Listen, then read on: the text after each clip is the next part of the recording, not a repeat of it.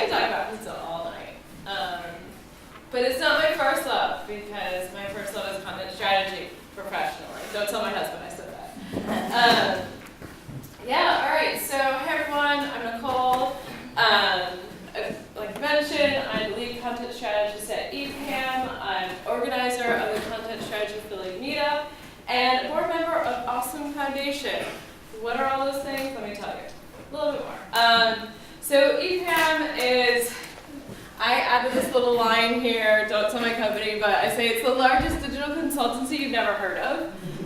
There's 30,000 plus employees, I think, at this point, and like 90% of them are overseas. But we work with a lot of Fortune 1000 companies. This is just a logo share of clients that I've worked with and part of our content strategy team.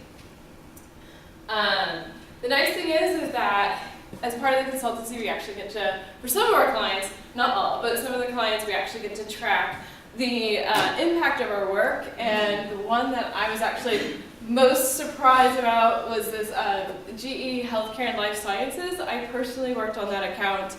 And how many of you here are consultants or like give someone recommendations to do something the way you'd like it to be done? A show of hands. Just like how many people pass on recommendations to others to do? Yeah, and how many times do they follow those to a T? Anyone? Right, so I put these recommendations together and I was like, oh, come on, you can do all of them, please. You know, you have to fight for every last one in case they'll do them or pick the ones they'd like to do. So they weren't picking all the ones that I would have liked them to do, but it was still great to see that we had an overall positive impact. And so that's just what I like to call out. That's another great metrics. So that's a little bit about EPAM and my role there, serving on a team of content strategists who deliver those recommendations for what to do with content. To mention, GE Healthcare Life Sciences was going through a website redesign and a migration to a different platform. We'll talk a little bit more about why content strategy is important during that in a second. Like mentioned, Content Strategy Philly, so an unapologetic plug for our meetup and what we have upcoming. We actually have most of the year planned out. We have the next 3 months already a date. And the first one is up live on Meetup. We have a lot of RSVPs already. So we're really excited. A lot of great speakers lined up. By the way, Global Accessibility Day, May 16th. What a great day. I'm really looking forward to celebrating that. Just to get a flavor of like who we've had in the past. So, and just some name awareness if you are really new to content strategy. These are all local individuals.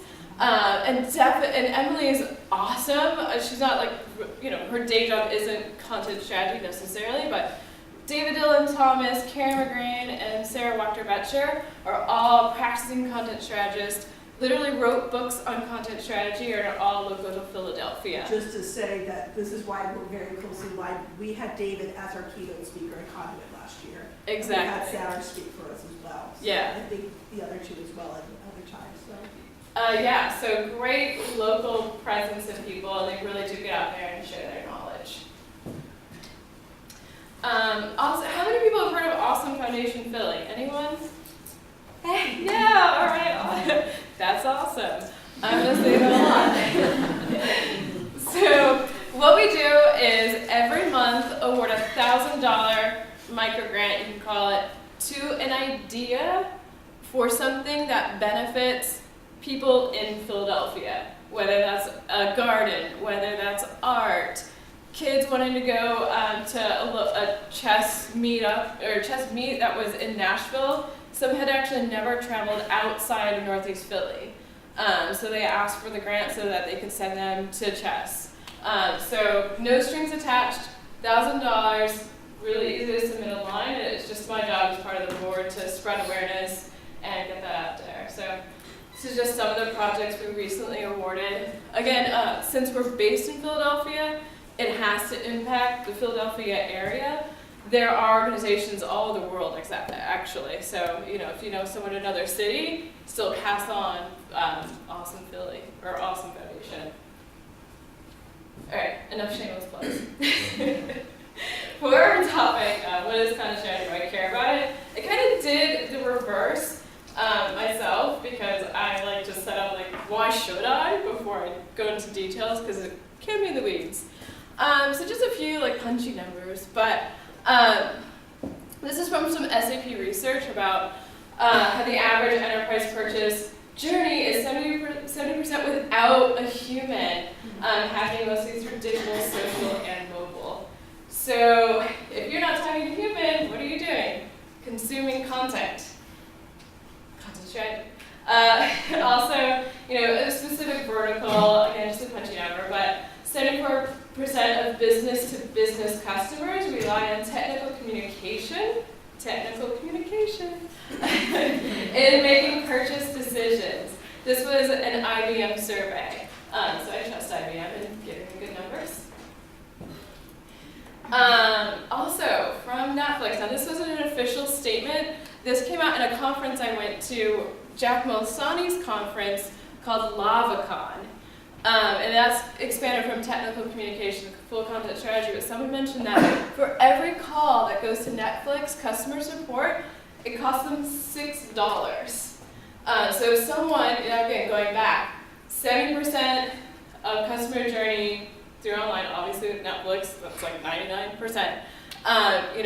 That's going without a human. So for every human interaction, they've ascribed and can track the number behind that. And a lot of companies actually can. If you ask the company, behind, like, how much do you pay your call center? Like, how many call center representatives do you have? How do you support people? How many calls a day are they taking? The numbers start to add up as, wheels start turning. A little bit more, all right. Why care about it? So, as we saw, users go to websites, apps, other digital interfaces to access the content that will let them, us as users, do the action we want to do. Right? We're going to the site. You can have all the best user experience you can imagine, but if you don't have the content to interact with, then you're not going to be able to complete the task. So that's our job. As content strategists, we're making sure that the right content, again, it can be copy, right? A lot of times we think about content being the words that are written, but content is also imagery. Content is also video. Live video. It's the content that people are going online to consume. And so it's there at the right time, with the right experience, or platform, like a content management system, to enable the right user experience. And that's our role as content strategists, making that happen. All right, so I've talked really high level on a lot of things, but if your brain works like mine, you start to say, but what do you do? How do you do this? It sounds like you do everything in the world. You can't possibly know all the things. So I just have a few examples of more details about what content strategy does, right? Now that hopefully you care like I do. So here's a scenario. And oftentimes I hear this, this can be largely put into the hands of UX. And a lot of people feel that content strategy is part of UX, or, that we're in this whole wheelhouse together. And I love that, honestly, because if a user is going to a website to try to complete an action, like I mentioned before, if the content's not there to help facilitate that, whether it's long form text, whether it's the right call to action on a button, the organization of information, and even accessibility, right? Making sure that links have proper text, alt text is there. Users aren't going to be able to complete their actions.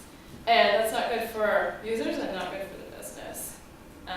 So one thing that content strategists do is help map user journeys to the content. UX is great at compiling and creating what is the user journey on the site. They'll do contextual inquiries, they'll talk to users, they'll talk to the business and say, all right, here's the plan for what users will do when they come to our site. As content strategists, we help say, okay, well, where is that content? Do you have it? Does it say what the user should think it should say? Is it organized the right way? So we'll map that to those user journeys and make sure it's organized and labeled with signposts so that people can find it. One of the big areas, like I mentioned with GE Life Sciences, is migration of the website Redesigns. It's when a website, you know, a lot of times the client will say, we need a better look, or developers, you know, they're complaining about how the back end maybe isn't fast enough, it's outdated, code has to be refactored, lots of problems. So they say, well, we need a new website. And content can kind of be the last thing on someone's mind because they're like, well, we have content. And you know, they hear the developers complaining, they hear designers complaining, they hear internal complaints. They may not always hear the users complaining about it, so it may be the last thing that's touched. However, when the design has changed, or the CMS has changed, the components change, if content isn't addressed, then it's just hanging out there. There's something left undone, they can't hit publish, and all of a sudden it's impacting the go live date. It's impacting the launch date, and everyone's getting a little upset. So content strategists start with creating a content migration plan, and this can be easily done up front, short plan, and then work as development happens, as everything happens. They come in and we help say, okay, well, what needs to be done here? What do we need to actually make sure is there online? And what can come in later? You know, we also have to be fiscally responsible. We'd love to redo all the words on the site, but what's actually required to get this live? Personalization, of course, you know, for every interaction on a website that becomes personalized, there's content behind that. And I just found that, you know, personalization sounds so amazing, and it is. It's a great tool. But if you're not planning for the actual content behind that, quickly it spirals out of control. Because just imagine, like, for every one of these people, they could take any of these 3 actions, or you know, receive personalized content in any of those 3 flows right away. You know, the next action that they take, it just exponentially increases the content that's necessary to support this awesome functionality. Another one, teams don't know where to enter the content. Sometimes comes with website migrations, right? You have this whole new content management system, and then the team is like, great, how do I use it? What do I do with it? So being able to know, and also, you know, when wireframes are built or a design is made and then put into the content management system, you know, you can organize it so that each different block, you know, you have a block of content here and then an image, another block. Each of those could be independent, and they could even be reused on different pages with a great CMS. But if it's not set up that way, and if a content strategist doesn't come in and say, hey, you can do this, and I can show you how, that doesn't get done. And then each page exists by itself. And what that's doing now for a lot of companies is inhibiting them from being really mobile responsive. That's when you'll start to see like the whole page is shrunk, and all the text is there, instead of being able to work it in a, what they'll call modular form. So this stuff really helps, like that content modularity and reuse and saving people time. Lastly, I won't dwell on this topic because SEO, it was actually how I got my start into content strategy, into the world of digital. I came from market research, pulling demographic data, and creating campaigns for offline and for presidential candidates. And they're like, here's a video, here's our latest radio commercials, do something with them online. And so I was like, great, okay, I'll do something. This is 2007, and so I was like, I'll do something very quickly. And that's when I got to learn about SEO and how planning your content out, like before it gets to a DVD that they're like, upload this to YouTube. I could have taken that from, you know, Final Cut Pro if it was the actual video, and then put it online in different cuts and pieces. And so SEO is great. Plan for it. So who are we? If you like what I've been talking about and are interested in content strategy, you might be wondering, like, can I get into this? You know, what are your stories? So it's easy to say, like, we're people who like strategy, digital strategy, obviously, and are known to be quite organized, detail-minded, and like to tell stories. So that's really our roots. We do a lot of the things I mentioned. I don't need to go into the details here, but we do this through a lot of research, collaborating with other teams. I have to say, like, meeting everyone on a team sounds crazy, but I found that the more I talk to everybody on these teams that I work with, the better it is to do content strategy, because it doesn't exist in a vacuum, like you've heard us. Design and all the things, development, all these things. So being really collaborative is really important. Lastly, I'm just going to flash a few faces, just to add familiarity to who are content strategists, what do we do? So Christina Halverson, some may say she wrote the book on content strategy. She was definitely one of the early ones, and has created this quad, what they call the content strategy quad, that breaks out what content strategy is into 4 quadrants. Very good visual. I put some detail behind it just to explain this.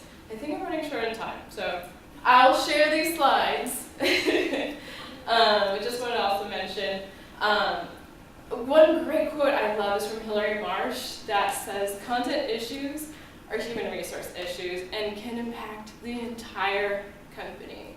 If you're hearing what I'm saying about content affects the user, it affects their tasks, it affects the bottom line, so it's affecting marketing, design, development, all the way through. Stefan Gens, let's see, Sarah O'Keefe. So she talks more about getting the content out of the silos. So a lot of times, even in content itself, you may have different departments, marketing to communications, all these different departments, they kind of hold on to their content. And so she's a great resource to talk about how to bridge those gaps. Another great quote. And following up with Melanie Siebert has great information about chatbots and conversational UI. So content strategy, again, that's kind of the leading quote I want to give you, but it's about ensuring the right content, which not just words on a page, but everything from images to videos to how the chatbot interacts with humans has to be at the right time for the right people and in the right way, and that's what we as content strategists hope to do and help get the world to do that along with us. So that's content strategy from my perspective.